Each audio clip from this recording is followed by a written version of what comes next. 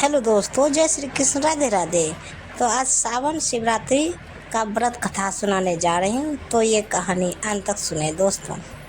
सावन मास में आने वाली शिवरात्रि का बहुत बड़ा व्रत की महत्व है। इस व्रत को करने से व्यक्ति की सारी मनोकामनाएं पूर्ण होती है, साथ ही व्यक्ति की सुख और सौभाग्य में वृद्धि होती है।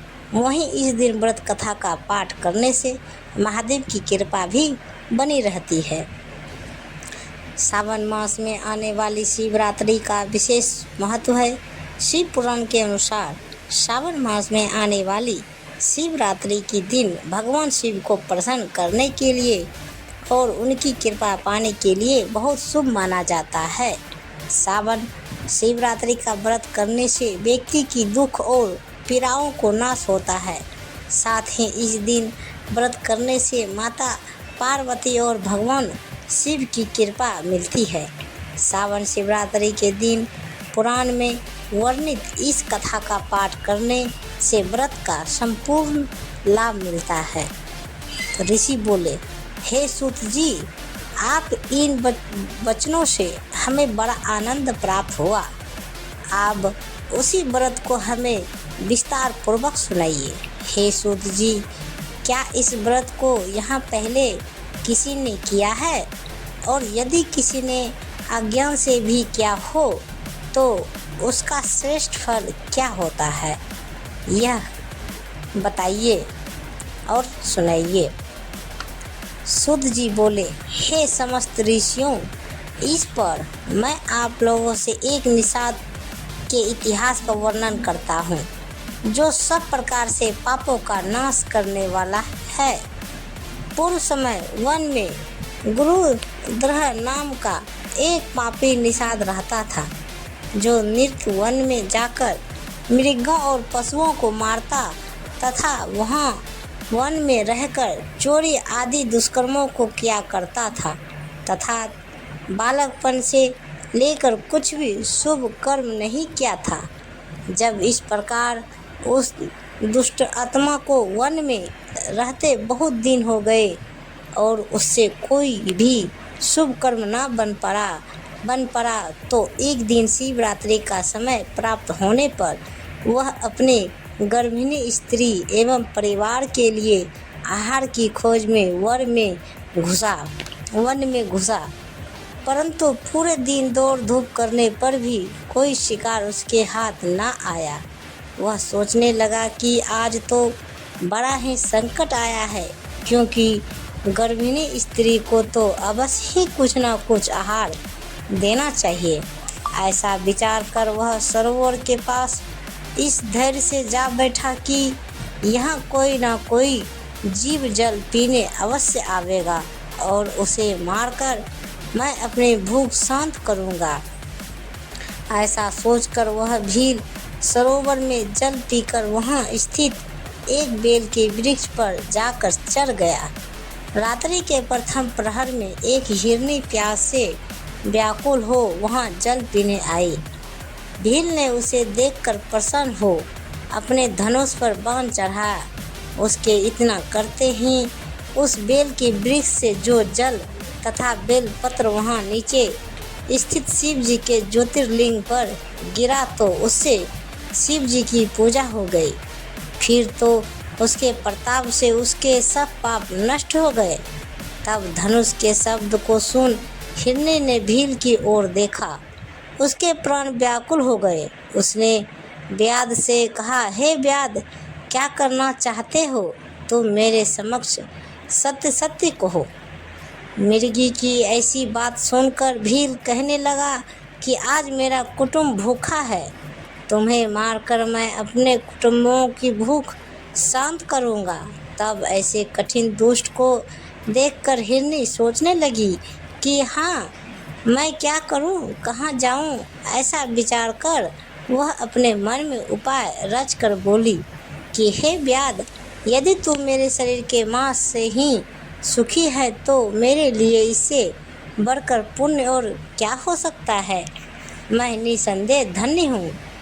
उपकार से बढ़कर इस लोक में दूसरा पुण्य नहीं, परंतु एक बात है, मैं अपने सब बालकों को अपनी बहन को अथवा स्वामी को सौंप आऊं, तब तुम मुझे मारो। सत्य से ही पृथ्वी स्थिर है, सत्य से ही समुद्र तथा सत्य से ही जल की धारा है। इस प्रकार सत्य से सब कुछ स्थित है। परंतु मृगी के ऐसा कहने पर भी उस व्याध ने ना माना तो विस्मित हो हिरनी ने अनेक शास्त्रोक्त वचन कह उसे अपना विश्वास दिलाया और यह कहा कि यदि मैं लौट कर न आऊँ तो नरक में पड़े। तब भील को विश्वास हुआ और उसने हिरनी को जाने दिया। हिरनी जल पीकर अपने स्थान को गई। तब तक पहला प्रहर उस व्याध को बिना निद्रा के ही बीत गया। तब उस मृगी की बहन दूसरी हिरनी उत्कंठित हो उसकी खोज करती हुई जल पीने के लिए वहीं आई। उसे देख भील ने धनुष खींचा तो पहले के समान ही फिर जल और बेलपत्र शिव के ऊपर गिरे, जिससे व्याध द्वारा शिव जी के दूसरे प्रहर का भी सुखदायक पूजन हो गया। तब हिरनी उस भील को देखकर बोली, हे वनेचर, क्या करते हो? भील ने पहले के समान ही वचन कहा। हिरनी बोली, हे व्याध, सुनो, मैं धन्य हूँ जो मेरा यह देह धारण करना सफल हुआ, क्योंकि इस अनित्य शरीर से उपकार तो होगा, परंतु मेरे बाल बच्चे घर है, उन्हें अपने स्वामी को सौंप कर फिर मैं यहाँ आ जाऊँगी। भील ने कहा, नहीं, मैं नहीं मानूंगा और तुझे अवश्य ही मारूंगा। यह सुनकर हिरनी ने पूर्व हिरनी के समान ही शास्त्रों प्रमाणों से विश्वास दिलाकर बोली कि यदि मैं न आऊँ तो मुझे नरक में भी ठिकाना न लगे।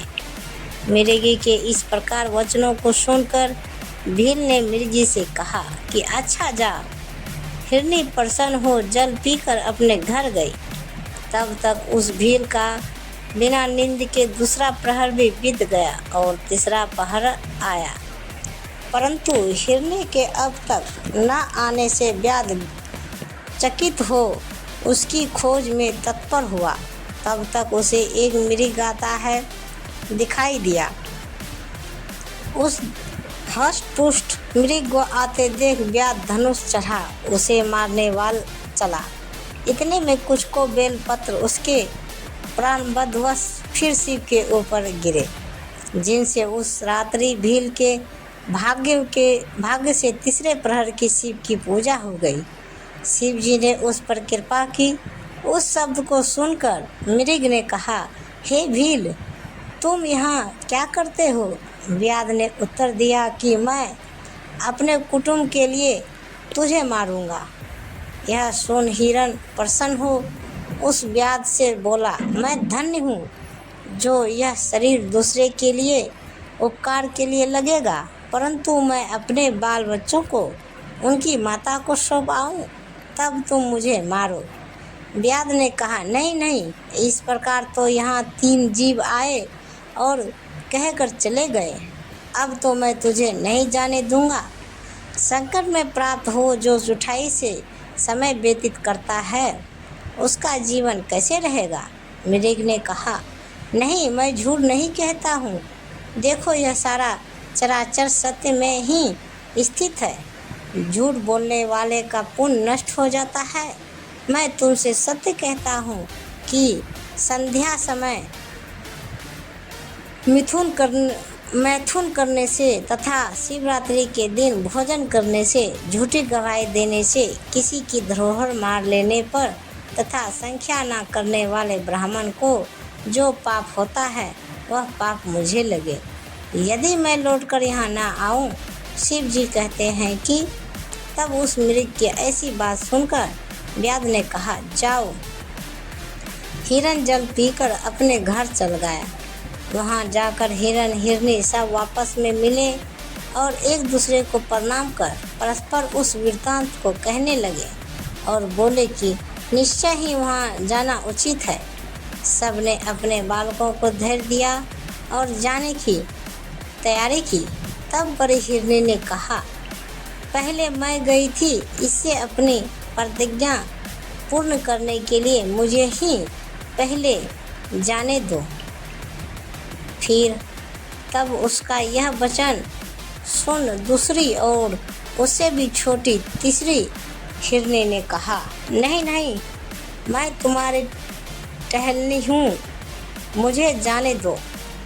परंतु हिरण ने कहा, नहीं, तुम दोनों यहीं स्थिर रहो, वहाँ मैं जाता हूँ, कारण कि माता से ही बालकों की रक्षा होती है। हिरनियों ने कहा, नहीं नहीं, विधवापन सबसे कठिन दुख है, हम ही जाएंगी। वे सभी उन बालकों को धैर्य दे उन्हें अपने पड़ोसियों को सौंप शीघ्र वहाँ गए जहाँ की वह श्रेष्ठ ब्यात था। तब अपने माता पिता को वहाँ गए देख उनके सब बालक भी पीछे पीछे यह सोचकर वहाँ चले कि जो दशा माता पिता की होगी वही हमको भी स्वीकार है। इस प्रकार उन सबको वहाँ पहुँचा हुआ देखकर वह भील प्रसन्न हो गया और धनुष पर बाण चढ़ाने लगा। तब फिर शिव जी के ऊपर जल तथा बेलपत्र गिरे, जिससे शिव जी के चौथे प्रहर की पूजा हो गई और जिसके पुण्य से उसका सब पाप भस्म हो गया। तब तक मृगा और मृगी व्याध से बाण चलाने को कहने लगे, परंतु शिव जी की माया भील को ज्ञान हो गया।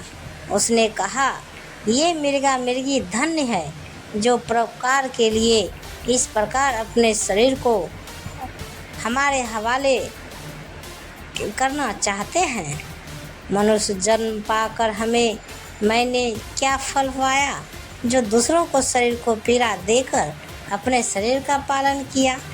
ऐसे पाप से मेरी क्या गति होगी। मेरे जीवन को धिक्कार है, धिक्कार है।